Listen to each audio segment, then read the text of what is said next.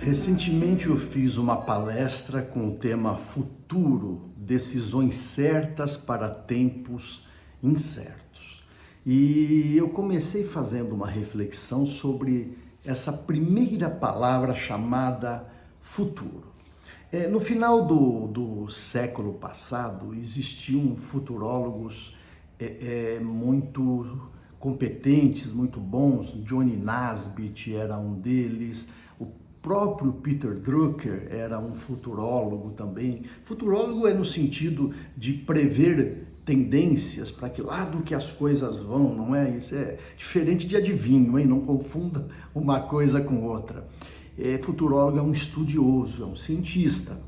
E o mais famoso deles, no final do século passado, foi o Alvin Toffler. Alvin Toffler, eu me lembro muito bem, ele sempre escrevia um livro prevendo a próxima década, né? Então foi assim que na década de 70 do século passado ele escreveu um livro chamado O Choque do Futuro.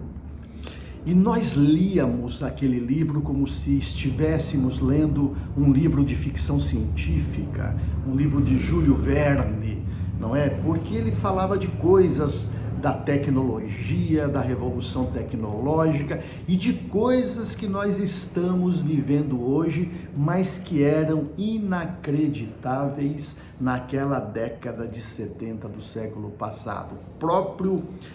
O próprio celular, o próprio aparelho de telefone que hoje é móvel e você portátil, ele era uma coisa inconcebida naqueles anos onde a gente usava ainda o telefone de disco preso no fio, né? Então era uma coisa muito improvável.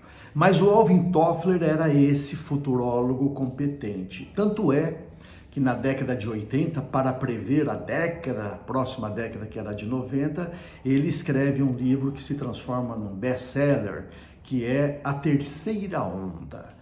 E o que ele dizia, então? Ele dizia que tinha uma primeira onda, a onda agrícola, que já estava passando, ainda existia quando escreveu, existe até hoje, o pastor com seu rebanho, aquela assim, cena, aquela imagem tão medieval, representava a primeira onda, mas estava em declínio.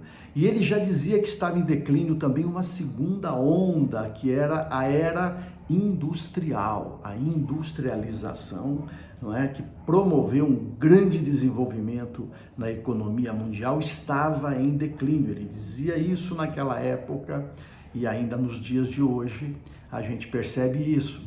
E ele então anunciava a terceira onda, que portanto dava nome ao livro dele. E essa terceira onda não era mais a agrícola, não era mais a industrial, mas era a era da informação, ou a era do conhecimento, a era moderna que substituiria então a economia das coisas. Bom, e ele também acertou, porque o que mais cresceu de lá para cá foram as empresas de serviços, não é, que fazem parte dessa terceira onda. Então isso foi prevendo a década de 90. Aí ele escreve o seu terceiro livro, que é Power Shift, As Mudanças de Poder, onde ele já então prenunciava o que seria os anos 2000, não é? E ele falava em mudanças de poder, porque não seria mais o Estado o grande agente de poder na economia, nem o clero, que já então já não seria mais como foi em épocas passadas, mas seria essa organização, a empresa do jeito como a conhecemos, ou do jeito ainda como ela vai se qualificar, mas essa seria o agente mais importante da economia.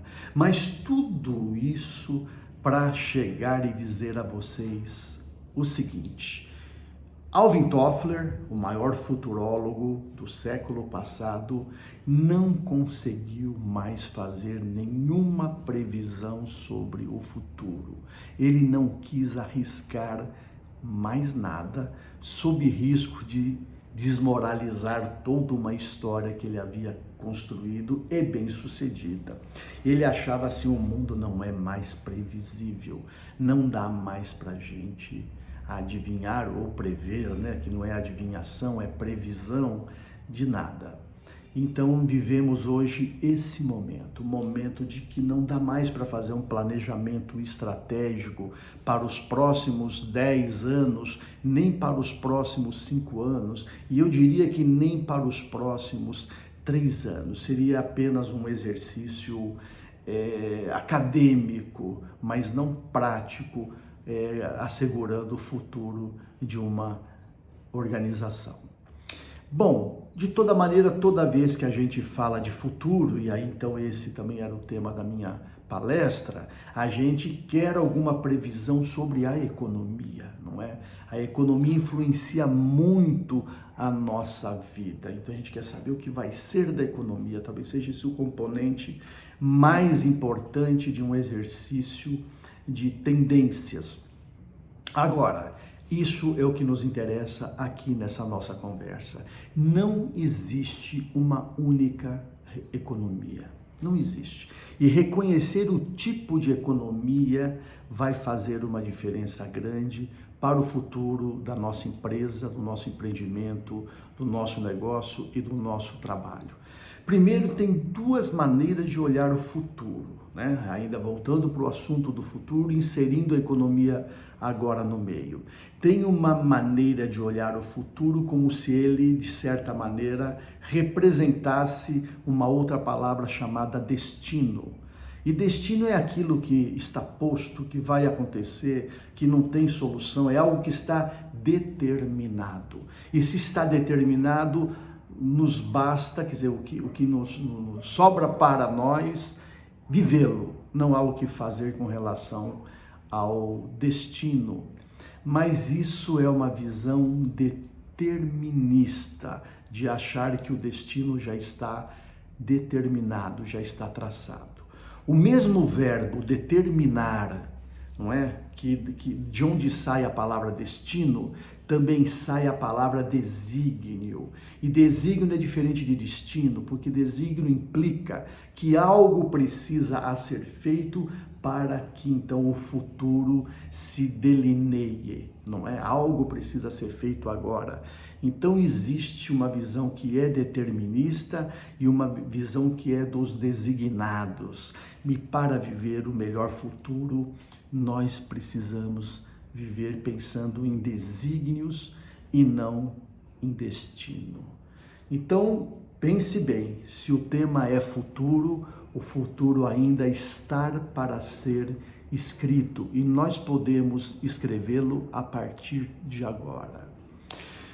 Uma maneira de pensar no futuro, um futuro por meio de um desígnio, é a metáfora do alvo e da seta. Sempre que a gente pensa em futuro, a gente pensa mais no alvo, não é? Algo a alcançar, algo a atingir. Mas o mais importante é o sentido da seta. O alvo a gente não consegue ter visibilidade dele num futuro muito incerto, como esse que nós estamos vivendo, mas podemos assegurar o sentido da seta. E o sentido da seta, ela passa por 5 pontos. Primeiro, passa por uma intenção correta, não é? Intenção é para onde o seu rosto está voltado, para onde o seu olhar está direcionado. Isso implica a intenção correta. Também depende da percepção correta. O que é que você enxerga da realidade? E se a sua percepção está mais contaminada pelas suas crenças ou influenciada pelos seus valores? Se estiver contaminada pelas suas crenças, essa percepção estará embaçada. Mas se estiver influenciada pelos seus valores, essa percepção é correta. Terceiro ponto é a relação correta, a maneira como você se relaciona com coisas e pessoas, e que você faça de uma maneira que elas sejam sujeitos e não objetos, uma relação sujeito, uma relação verdadeiramente humana. Quarto, uma conexão correta de você com o mundo de fora, o seu mundo interior com o seu mundo exterior. Estabelecer essa conexão também vai dar sentido à seta. E finalmente, a ação correta, que é dar o passo verdadeiramente acreditando que o alvo, portanto, o futuro, está à sua espera, não é? Quando a seta está correta, né, no sentido correto, o alvo vai aparecer. E esse alvo é o melhor futuro. Ele vai estar na sua frente, mais que isso, à sua espera. É isso.